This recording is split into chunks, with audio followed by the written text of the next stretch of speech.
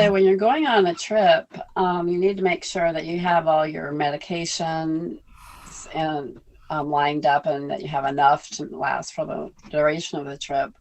If it's a long trip, you may not have enough on hand, so you need to be able to plan for that and work with your physician or your pharmacy to get extra before you leave, or be able to fill the prescription along the road. There are many nationwide pharmacies that you can hook up with and get your prescription filled in, someplace in Nebraska that's a small town. You can still get your meds on time. How do you organize your medications, Carol? Well, I do have a very systematic way of organizing my medications. I've got a round 30-day sorter, and in each slot there is a little container with 4 slots, and I happen to take my medication 4 times a day, so it works perfectly. So when I'm at home, there's always a way to go and check and make sure I've taken the medication. When I travel, I try to take, in the van, I try to take as many of the little containers as I need, and I lay them flat in a Ziploc type bag. Actually, I have a little bit sturdier bag than a Ziploc, but it's about the same size. And I always take more than I need.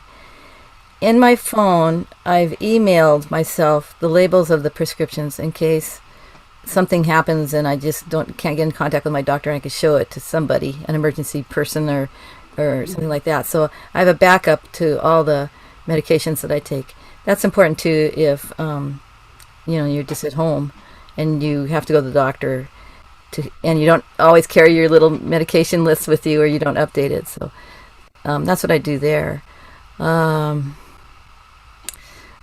I've had situations where I've lost my medication, or it's been damaged, or things have happened in foreign countries, so I know that it's really important to stay on top of that medication.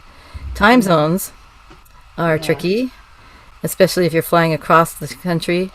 If I'm driving in the van, I usually split the time, split the hour, and build it back up again, and it doesn't affect me that much. I do have DBS, and so it's really important to take the patient programmer along. You never know when you're going to need an EKG or something, and you're supposed to turn it off for that. MRIs are a different story, depending on where you are and how modern their machine is and what kind of device that you have implanted. But to have that with you in case of an emergency, and tell your partner where it is. Yes, definitely.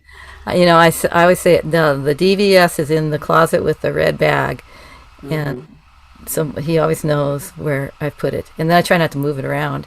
Yeah. So that's an important thing to take care Yeah, I of. agree. As I mentioned before, I had an incident where my DBS was turned off by a loss prevention device. So if I hadn't had my programmer, I would have been in bad shape, and because we were in Tennessee and we live in California. Oh, wow. So that's you can always turn it back on. And then with telemedicine now, because telehealth, you can always I actually have the ability to make some changes within my DBS, so that if I'm having more dystonia issues, I can contact my physician, set up a time to talk with them via telehealth, and then make changes with my programmers. So it's really important to have that programmer, because things can change on the road. You might have different symptoms, or things might be a little bit more challenging with the types of movements that you do. So it's helpful to take that. It's very helpful to take it with you. And if you have a rechargeable DBS, obviously you need to take the charger. Yeah. I don't have that. Mine is not a rechargeable, but that would be important. Mine is not either, but to have the AAA batteries on hand in case you have to replace them. So I always have some extra batteries for a number of sizes that we have in our van, because you just don't know, flashlights or radio or whatever. Yeah, you gotta have enough batteries of everything, every type and shape. Yeah, definitely. Yeah.